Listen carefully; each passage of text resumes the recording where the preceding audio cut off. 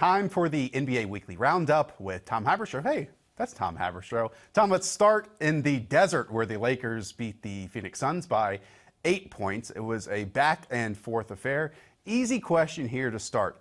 What does this mean for the Western Conference? What is the state of the Western Conference right now?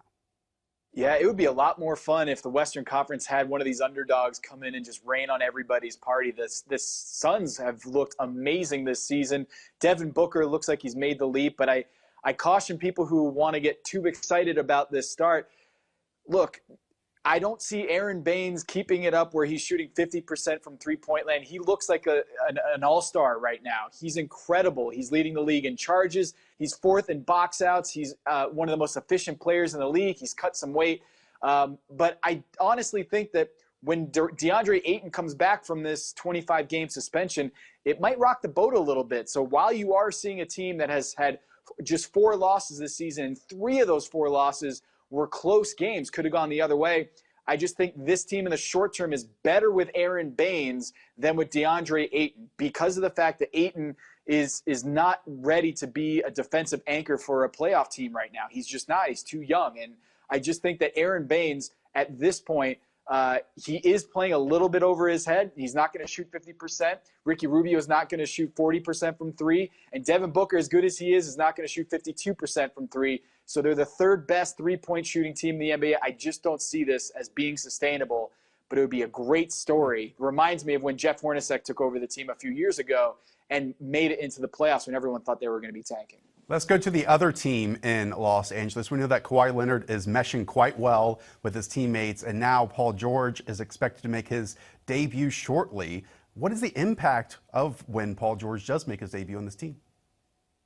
It's going to be huge. We just don't know how much he's going to play at this point, whether he's going to alternate rest days and have load management for his double shoulder surgery. I mean, that is something that I have not seen in today's NBA. And they're going to need every bit of effort from Paul George from the get-go because Landry Shamet, their starting 2 guard, is going to be out for the next 6 to 12 weeks with a high ankle sprain. So Paul George, they're going to need not just the defense and not just the effort, but also the three-point shooting. This is a team that is 25th in the NBA in three-point makes. They need that offensive boost for one of the best three-point shooters in the NBA. So watch out for Paul George and the rest days alternating between him and Kawhi Leonard. But ultimately, this team needs a little bit more fire consistently with Paul George. This team is a championship contender still, but we have to see how healthy he is and how much he's going to play. And I believe the Haberstat this week, Tom, talks about Kawhi Leonard and his assist rate and how it's some of the best of his career.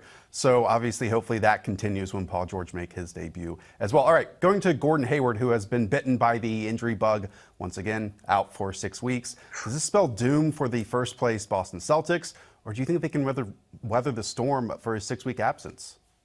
You know, this is a good time to have this injury because I think Kemba Walker is feeling good with his team, with under Brad Stevens, the guy that he beat in the NCAA championship.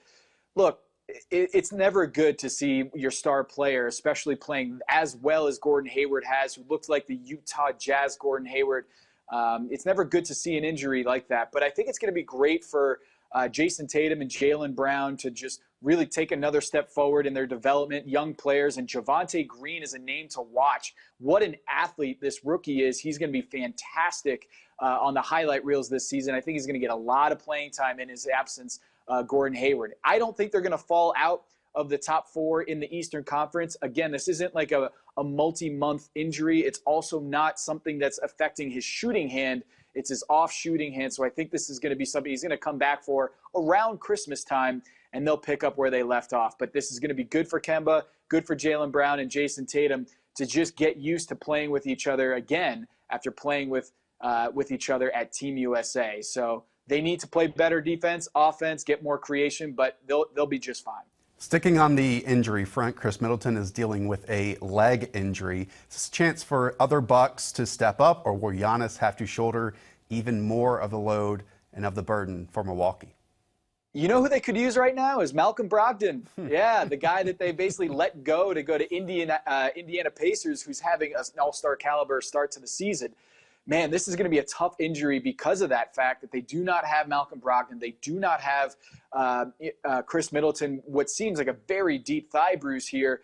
And who knows how he'll return and how he'll look in about a month's time. But Giannis has already taken so much of the burden on his shoulders that when he is dealing with a team depleted like this, you worry about his long-term prospects. How is he going to withstand this type of workload for the Milwaukee Bucks in the interim while he's out? And then we're still 6 months away, 7 months away from the playoffs. So Giannis Antetokounmpo has to play not just MVP caliber, but all-time great in order for them to continue being a championship contender, because they do not have that many people ready to step in right away. Eric Bledsoe is a name to watch. Obviously, he's a guy who can shoot and score 20 points a game, but I don't think he's going to be efficient enough, and they need more wing help. Wesley Matthews can only do so much, and Sterling Brown has to step up in his absence. But, man, Giannis has a lot on his plate right now. That's it for our NBA wrap-up. Tom, we'll talk to you next week. See ya.